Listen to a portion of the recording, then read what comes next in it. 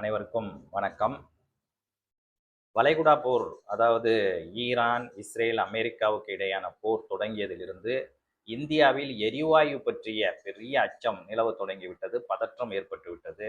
Petrol, diesel கிடைக்குமா, கிடைக்காதா என்ற ஒரு பெரிய பதற்றம் உருவாகியதன் காரணமாக வழக்கமாக தேவைகளுக்கு புக் செய்வதை விட எல்பிஜி கேஸுக்கு வீட்டில் இருப்பவர்கள் முன்னரே பதிவு செய்ய தொடங்கிவிட்டார்கள். இதன் காரணமாக மிக பெரிய நெருக்கடி இந்தியா முழுவதும் ஏற்பட்டு விட்டது.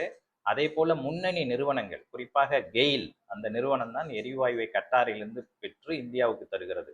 60% மேற்பட்ட தேவை கெயில் வழியாகத்தான் பூர்த்தி செய்யப்படுகிறது. அந்த கெயில் நிறுவனம் தங்களுடைய சப்ளையை நிறுத்தி விட்டதாகவும், தங்களுக்கு வரவேண்டிய எரிவாயு கத்தாரிலிருந்து வரவில்லை, வளைகுடா நாடுகளிலிருந்தும் வரவில்லை என்று அறிவித்த பிறகு இந்தியாவில் உண்மையிலே எரிவாயு தட்டுப்பாடு ஏற்பட்டது என்பது உண்மைதான். ஆனால் இது ஒரு பதற்றமான சூழலை உருவாக்கிய காரணத்தினால் இருக்கிற கொஞ்சம் நஞ்சத்தையும் பிரித்து கொள்வதில் பெரும் போட்டி நிலவுகிறது. இந்த நேரத்தில் ஒரு நல்ல செய்தி வந்திருக்கிறது.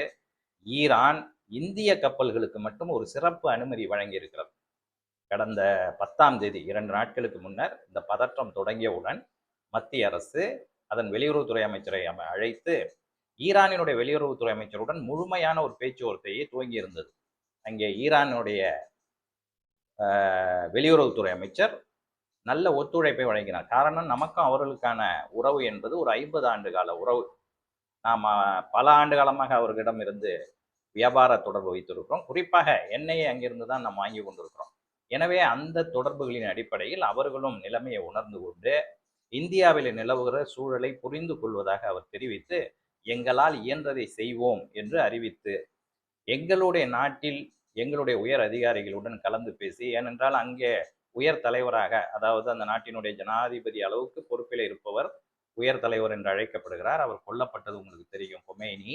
அதற்கு பிறகு அவருடைய மகன் அந்த பொறுப்பை ஏற்றிருக்கிறார். எனவே நாங்கள் அவரோடு கலந்து பேசி ஒரு நல்ல முடிவை தெரிவிக்கிறோம் என்று சொன்ன அடுத்த ஒரு சில நேரங்களிலேயே அந்த கொமேனியினுடைய மகன் ஈரானினுடைய வெளியுறவுத்துறை அமைச்சருக்கு இந்திய கப்பல்களுக்கு அனுமதி வழங்கி விடுங்கள், எந்த பிரச்சனையும் நாம் செய்ய வேண்டாம், நம்முடைய நட்புறவு இருக்கிற நட்பு நாடு என்று சொன்னதின் அடிப்படையில் அந்த அனுமதி வழங்கப்பட்டது.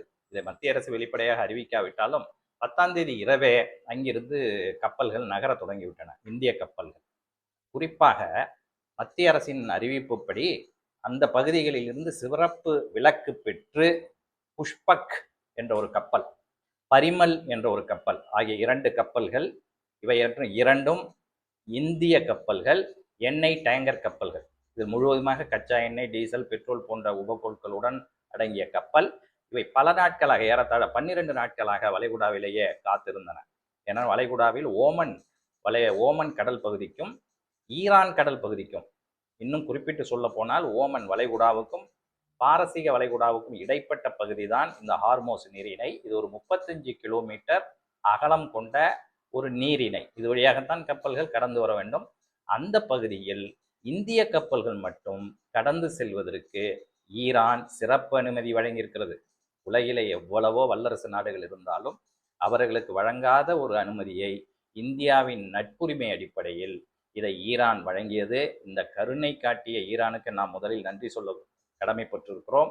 உடனடியாக எண்ணெய் கப்பல்கள் அங்கிருந்து புறப்பட துவங்கிவிட்டன. தற்போதைய நிலையில் அங்கு 10 பெரிய கப்பல்கள் நிற்கின்றன.